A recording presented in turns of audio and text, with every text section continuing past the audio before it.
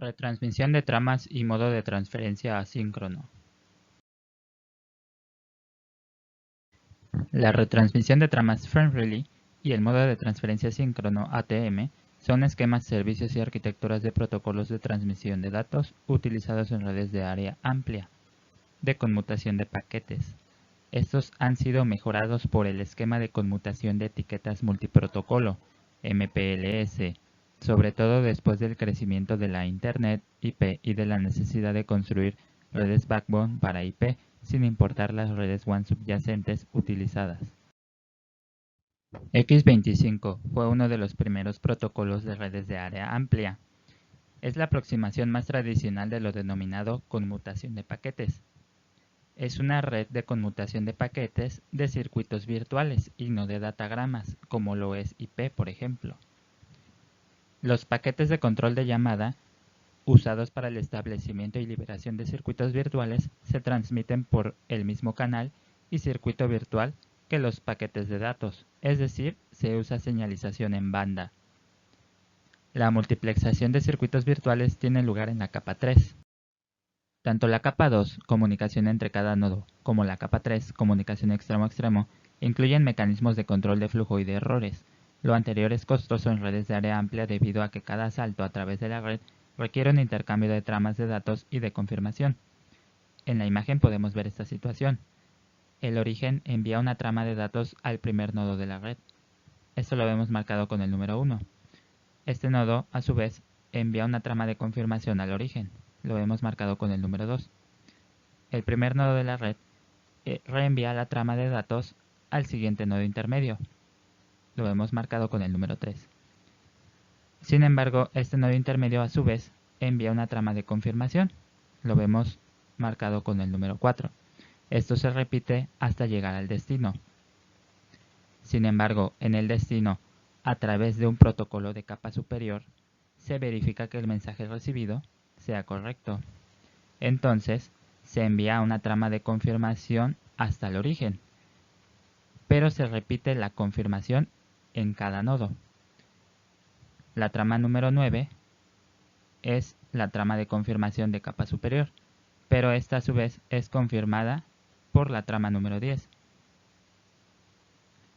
Luego, el mensaje de confirmación se reenvía al siguiente nodo intermedio. Lo vemos con el número 11. Y a su vez se confirma con la trama número 12. Esto es muy costoso en las redes. Cada nodo intermedio debe mantener tablas de estado para cada circuito virtual con el objeto de abordar aspectos de gestión de llamadas y de control de flujo errores del protocolo X25.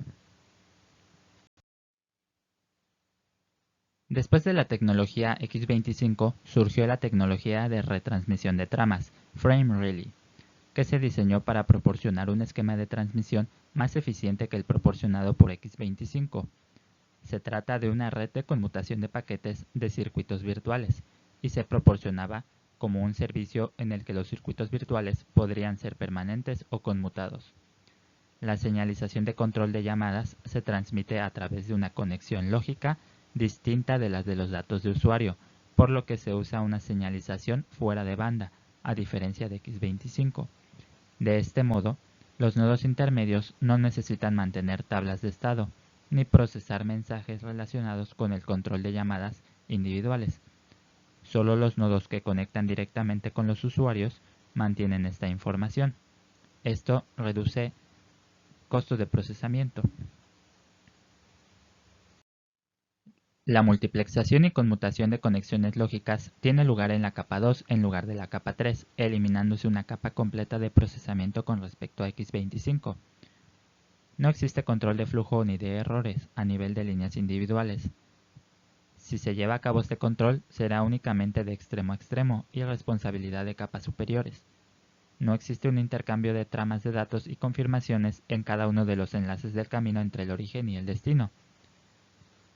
En la imagen podemos observar la diferencia con respecto a X25. Aquí el mensaje es enviado desde el origen al primer nodo de la red y este a su vez lo retransmite a los nodos intermedios llegando hasta el destino. Sin embargo, entre cada nodo no hay tramas de confirmación. La confirmación simplemente se realiza hasta el destino. Si quieren conocer más detalles acerca de FrameReady, pueden consultar el video que dejo en el enlace que aparece aquí. Sin embargo, antes de pasar a la siguiente tecnología, echemos un vistazo a la arquitectura de protocolos FrameReady. Esta arquitectura considera dos planos de operación: el plano de control relacionado con el establecimiento y liberación de conexiones lógicas, y el plano de usuario, responsable de la transferencia de los datos de usuario entre abonados. Los protocolos del plano C se implementan entre usuario y la red, mientras que los del plano U proveen funcionalidad extremo a extremo. En la imagen podemos observar la familia de protocolos utilizados en FrameReady en estos diferentes planos, el plano de control y el plano de usuario, entre un equipo terminal de usuario y un equipo de red. Las redes de área amplia siguieron evolucionando, y así surgió el modo de transferencia asíncrono, una tecnología que compitió muy directamente con la familia de protocolos TCP/IP, debido a sus altas prestaciones. El modo de transferencia asíncrono, también conocido como retransmisión de celdas, aprovecha las características de fiabilidad y fidelidad de los servicios digitales modernos para proporcionar una conmutación de paquetes más rápida que X25. ATM se desarrolló como una parte del trabajo en RDSI de banda ancha, pero encontró aplicación en entornos distintos de RDSI en los que se necesitaban velocidades de transmisión muy elevadas. ATM es una interfaz funcional de transferencia de paquetes que tienen un tamaño fijo y se denominan celdas. El uso de un tamaño y formato fijos hacen de esta técnica resulte eficiente para la transmisión a través de redes de alta velocidad. ATM proporciona servicios tanto en tiempo real como en no tiempo real, pudiendo soportar una amplia variedad de tipos de tráfico. ATM permite la multiplexación de varias conexiones lógicas a través de una única interfaz física. En el caso de ATM, el flujo de información en cada conexión lógica se organiza en paquetes de tamaño fijos denominados celdas. ATM es un protocolo funcional con mínima capacidad de control de errores y de flujo, lo que reduce el coste de procesamiento de celdas ATM y el número de bits suplementarios necesarios en cada celda, posibilitándose así su funcionamiento a altas velocidades. El uso de ATM a altas velocidades se ve apoyado adicionalmente por el empleo de celdas de tamaño fijo, ya que de este modo se simplifica el procesamiento necesario en cada nodo ATM. Las normalizaciones del sector de normalización de la Unión Internacional de Telecomunicaciones I2-T para ATM se basan en la arquitectura de protocolos mostradas en esta figura. La capa física contempla la especificación de un medio de transmisión y un esquema de codificación de señal. Las velocidades de transmisión especificadas en la capa física van desde 25.6 megabits por segundo hasta 622.08 megabits por segundo, siendo posibles velocidades superiores e inferiores. Dos capas de la arquitectura de protocolos están relacionadas con las funciones ATM. Existe una capa ATM común a todos los servicios que proporciona capacidad de transferencia de paquetes y una capa de adaptación ATM llamada AAL de ATM Adaptation Layer, dependiente del servicio que se ofrece a la capa superior. La capa ATM define la transmisión de celdas de tamaño fijo, al tiempo que establece el uso de conexiones lógicas. El empleo de ATM crea la necesidad de una capa de adaptación para dar soporte a protocolos de transferencia de información que no se fundamentan en ATM.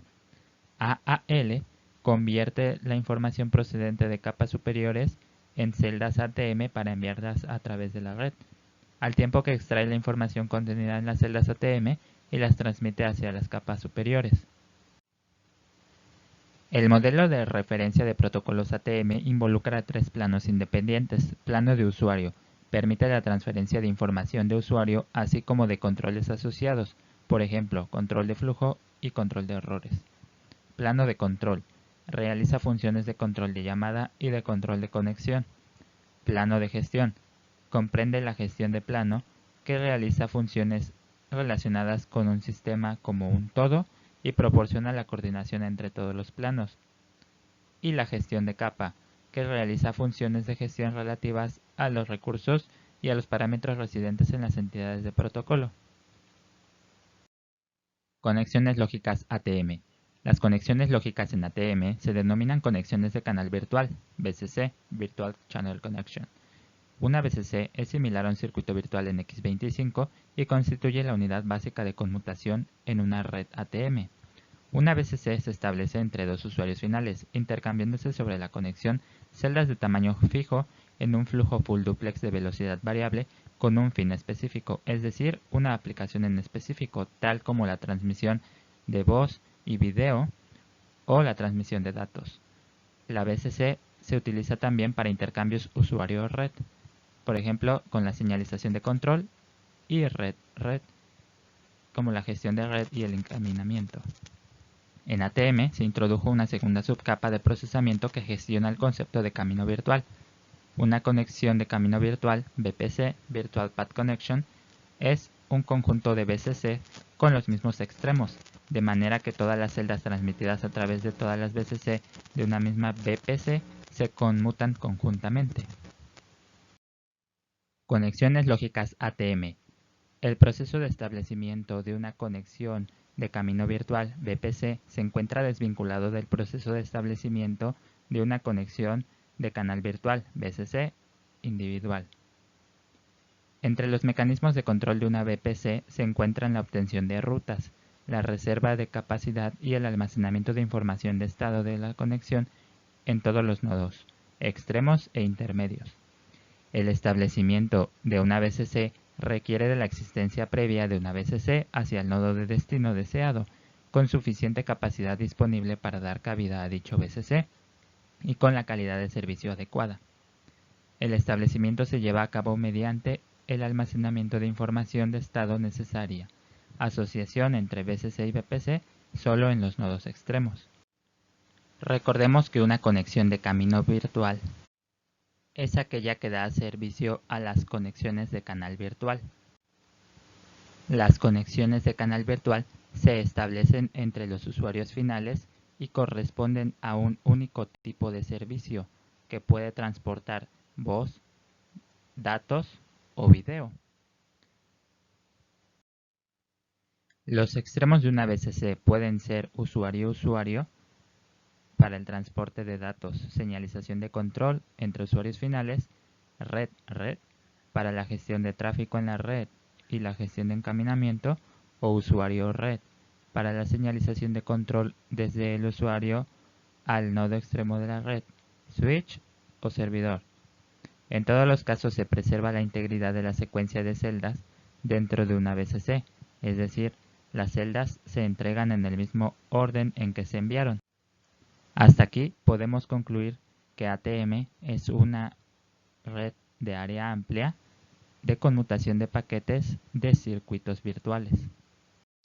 ATM hace uso de celdas de tamaño fijo, las cuales constan de una cabecera de 5 bytes y de un campo de información, payload, de 48 bytes. El empleo de celdas pequeñas de tamaño fijo presenta ventajas, tales como poder reducir el retardo de cola para celdas de alta prioridad y poder conmutar las celdas más eficientemente.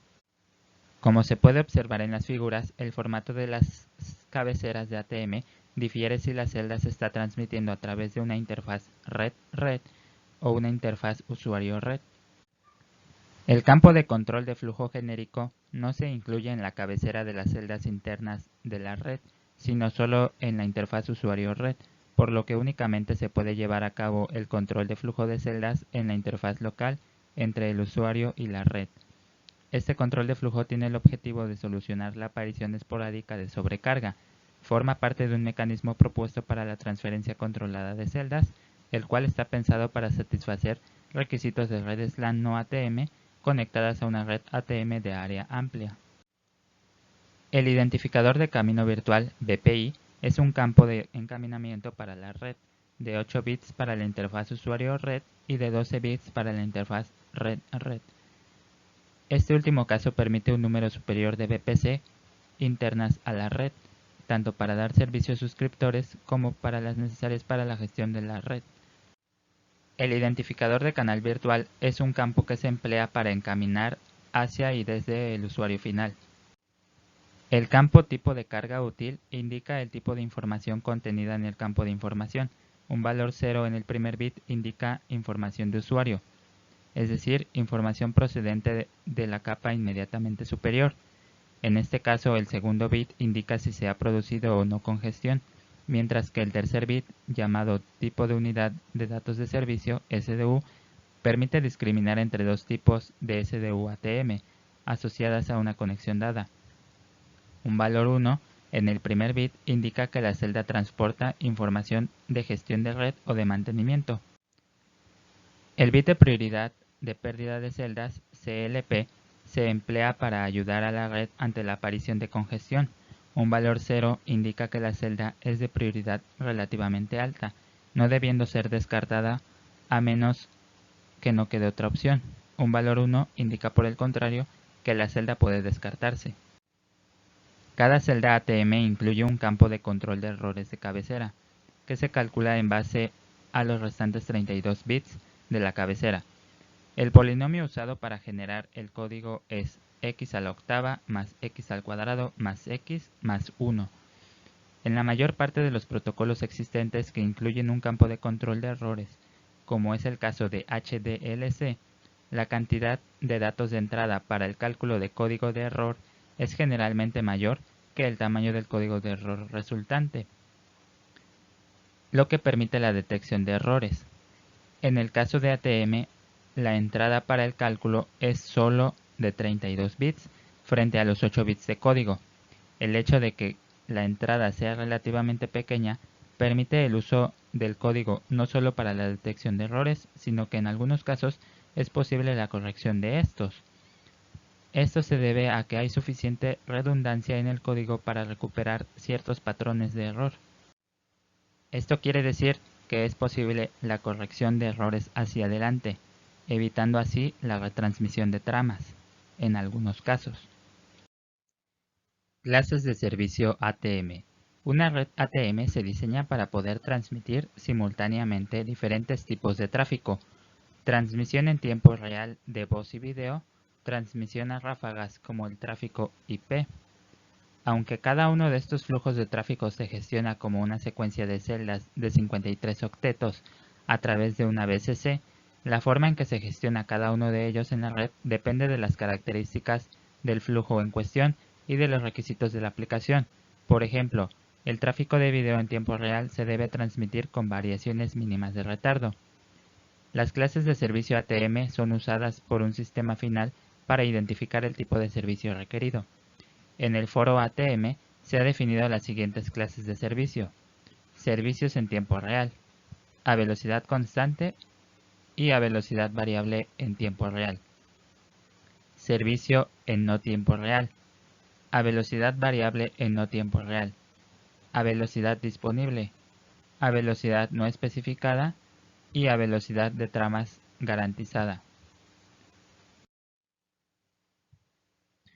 El uso de ATM hace necesaria la existencia de una capa de adaptación para dar soporte a protocolos de transferencia de información que no estén basados en ATM. Dos ejemplos de ello son la voz con modulación por código de pulso, PCM, y el protocolo de Internet, IP. La capa de adaptación ATM ofrece los siguientes servicios: gestión de errores de transmisión, segmentación y ensamblado para permitir la transmisión de bloques de datos mayores en el campo de información de las celdas ATM, gestión de condiciones de pérdida de celdas y de celdas mal insertadas, control de flujo y de temporización. Con el objeto de minimizar el número de protocolos AAL diferentes que se deben especificar para dar respuesta a las distintas necesidades, la I2T definió 4 clases de servicio que cubren un amplio rango de requisitos. La clasificación se realiza teniendo en cuenta si se debe mantener una relación de temporización entre el emisor y el receptor, si la aplicación necesita una velocidad constante y si la transferencia es o no orientada a conexión. En esta tabla se relacionan los 4 protocolos AAL con las clases de servicio definidas por el foro ATM. En dicha tabla se sugieren los tipos de aplicaciones que pueden soportar conjuntamente AAL y ATM. Entre ellas se encuentran las siguientes. Emulación de circuitos. Hace referencia al soporte de estructuras de transmisión TDM síncronas como el T1 sobre redes ATM. Voz y video, VBR. Son aplicaciones en tiempo real que se transmiten en formato comprimido. Un efecto de la compresión es que la aplicación puede estar soportada por una velocidad variable, lo que requiere un envío continuo de bits hacia el destino. Servicios generales de datos. Entre ellos se incluyen servicios de mensajería y transacciones que no precisan soporte en tiempo real. IP sobre ATM. Transmisión de paquetes del protocolo de Internet en celdas ATM. Encapsulado multiprotocolo sobre ATM, MPOA. Soporte de protocolos distintos de IP, por ejemplo, IPX, AppleTalk, DECnet sobre ATM. Ahora te preguntarás, ¿por qué se le denomina modo de transferencia asíncrono? Esto se debe a los diferentes tipos de servicio proporcionados por ATM. Las celdas no son tratadas de manera rígida. Durante el transporte en la red ATM, son tratadas dependiendo del tipo de servicio que proporcionan. Así, si se está proporcionando un servicio de voz o video, las tramas son retransmitidas inmediatamente para dar soporte a comunicación en tiempo real. Sin embargo, las tramas o celdas de datos pueden ser reenviadas con mayor retardo. A su vez, esto supone una ventaja con respecto a otras tecnologías de redes de área amplia, y de hecho fue lo que permitió que ATM pudiera transmitir o dar servicio a velocidades cada vez más altas, ya que cada enlace físico entre nodos internos de la red ATM está ocupado más eficientemente por datos. No se desperdicia capacidad de canal. La asincronía entonces se refiere a las distintas maneras en que las celdas son retransmitidas, dependiendo del tipo de servicio que se está proporcionando en un canal virtual. Después de ATM, surgió la tecnología de conmutación de etiquetas multiprotocolo, MPLS, la cual es un mecanismo de transporte de datos en redes de área amplia, diseñado por el Grupo de Trabajo de Ingeniería de Internet y está definido en el RFC 3031. Si ya cursaron la materia de protocolos de Internet, recordarán que la Internet es una red de área amplia de conmutación de paquetes basados en datagramas, en lugar de circuitos virtuales, como todas las tecnologías anteriormente mencionadas. En este tipo de redes de datagramas, los nodos intermedios de la red necesitan conocer información acerca de los nodos siguientes y vecinos que existen en la red, lo que requiere que estos nodos tengan una mayor capacidad de procesamiento. Por esta razón, en lugar de switch se utilizan ruteadores. Pero la ventaja de una red basada en datagramas es que estos datagramas pueden ser enrutados a través de diferentes caminos, dependiendo de la congestión en la red en cada ruta, lo que hace que la Internet sea mucho más veloz que ATM. Además, no se necesita hacer una llamada a una conexión antes de comenzar a enviar datos. Simplemente los datos son enviados y mediante un protocolo de ruteo, los datagramas son reenviados a diferentes rutas, dependiendo de la disponibilidad de cada una de ellas. Sin embargo, los protocolos de ruteo llegan a ser muy costosos a nivel de procesamiento. El hecho de estar reenviando, de hacer el cálculo de las tablas de ruteo, de almacenar las tablas de ruteo en cada ruteador, implica una mayor capacidad de almacenamiento en los ruteadores, implica procesadores, la necesidad de procesadores más potentes, y esto implica un mayor coste. Para esto fue diseñado la conmutación de etiquetas multiprotocolo, MPLS.